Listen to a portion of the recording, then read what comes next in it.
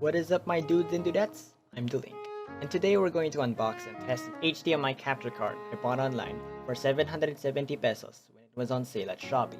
Now, this time I'm taking a different approach because I'm starting to get the hang of editing. Which means this video may not be like past videos when I did when it was just me and my phone. But back to the point. Because I ordered this online, I had to wait a while, approximately a week. And because of COVID-19, I had to do this to the package when it arrived. The front of the box shows the capture card, and on the back shows a diagram of how to connect the capture card to be able to use it, as well as some features and applications down below. Slide the cover out and it reveals a box which very much reminds me of a Nintendo Switch box where you open a flap to reveal the contents. When you do open the flap in this box, you can see the capture card itself wrapped in foam similar to the foam which wrapped the Switch Pro controller. Lifting the flap holding the capture card itself reveals two cables, a USB 2.0 with another USB 2.0 at the other end, and a micro USB which I think is for power supply. A user manual is included which tells you how to connect the capture card and use it on OBS. A Chinese translation can also be found on the back. On one end, the capture card has a micro USB port and an HDMI input port where you connect the console. And on the other side, a USB port to connect to the PC, and an HDMI output port to connect it to the TV or monitor. Now let's connect the capture card. Grab one end of the USB 2.0 cable and connect it to your PC's USB port. Connect the other end into the capture card.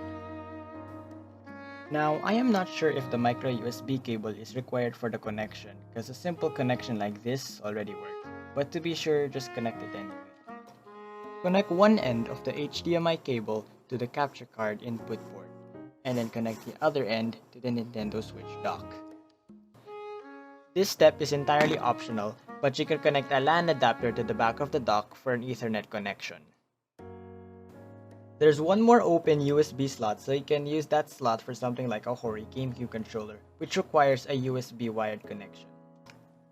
You can already begin capturing from here, but because we did not connect to a monitor, the only way we can see the Switch screen is through the capture card, which has roughly a split second of latency before the input is shown on screen, as you can see here.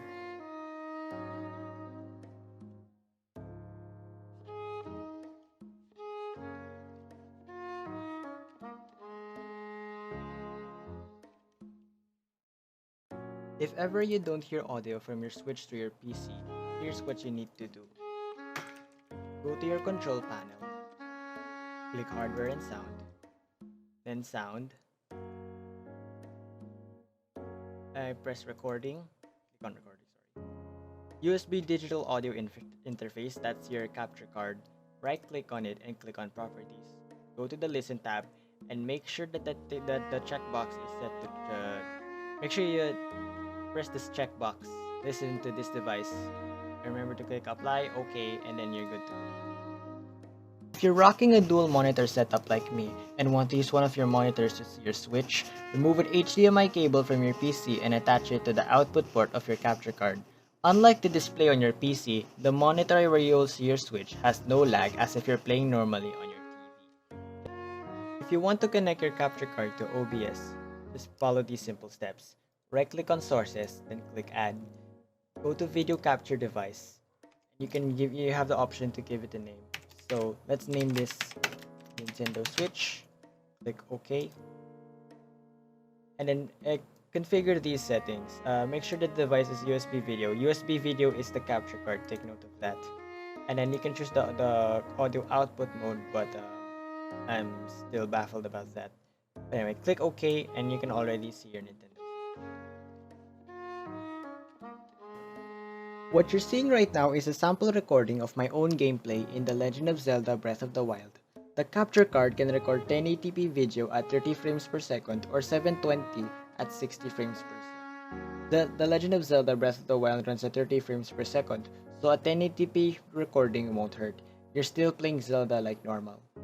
When playing other games where the camera moves at fast speed, like Smash Bros. Or Fortnite, it's easy to notice the frame drops. That's why 720p is your go-to option. The Nintendo Switch at handheld mode has a 720p resolution, which means you replicating your Joker's clean combo on your friend's Bayonetta can still look fresh as if you did the combo on handheld. In conclusion, this capture card is great price-wise if you're saving money like me. 1080p at 30 frames per second for me is great enough for recording Breath of the Wild. 720p at 60 frames per second is not that bad either for games such as Smash Brothers. I will definitely be using this to record future Smash Brothers Fighter first impressions, a far cry from positioning my phone camera in front of the Switch. I would highly recommend this for rookie YouTubers who want to start making gaming console related content. And as of the time I'm recording this, it is on sale at Shopee, so go buy it while it's still on sale. That's all for this video. Like this video and subscribe to my channel. Like my Facebook page and follow me on Twitter as well. Links in the description below.